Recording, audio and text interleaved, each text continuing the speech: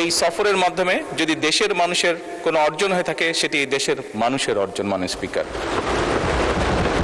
মাননীয় সংসদ নেতা, আপনি সংসদ কক্ষে প্রবেশ করার কিছুক্ষণ আগে এই সংসদের সকল সদস্য, সরকারি দল এবং বিরোধী দল থেকে বক্তব্যের মাধ্যমে একটি প্রস্তাব পাশ করেছে। আপনাকে ধন্যবাদ জানিয়ে আপনার সাম্প্রতিক মালয়েশিয়া এবং চীন সফরের ফলে দেশের মর্যাদা বৃদ্ধি পেয়েছে বলে সবাই অভিমত ব্যক্ত করেছে এবং বাংলাদেশের অর্থনীতিকে, পররাষ্ট্রনীতিকে এক নতুন দিগন্ত সূচনা করেছেন আপনি এই সফরের মাধ্যমে। সেজন্য আপনাকে ধন্যবাদ জানাচ্ছি এই সংসদের পক্ষ থেকে।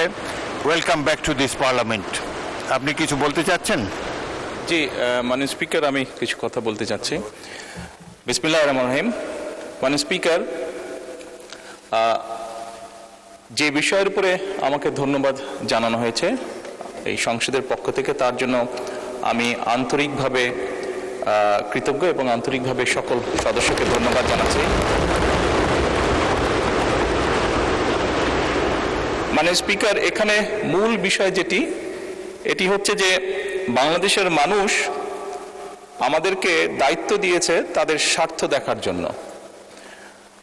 আমাদের দলের অবস্থান থেকে আমরা একটি স্লোগান ব্যবহার করি, সেটি হচ্ছে যে বাংলাদেশ ফার্স্ট বা বাংলাদেশ প্রথম। আমি যে কাজটি করার চেষ্টা করেছি মাননীয় স্পিকার, আমি আমার অবস্থান থেকে আমি আমার দেশের মানুষের স্বার্থ নিয়ে কথা বলার এবং সেই স্বার্থ রক্ষা করার চেষ্টা করেছি মাননীয় স্পিকার। এখানে মাননীয় স্পিকার, এখানে আমাদের কারোরই কোনো ব্যক্তিগত কোনো বিষয় নেই।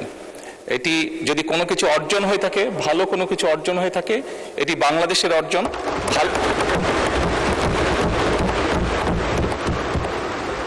এই সফরের মাধ্যমে যদি দেশের মানুষের কোনো অর্জন হয়ে থাকে সেটি দেশের মানুষের অর্জন। মাননীয় স্পিকার,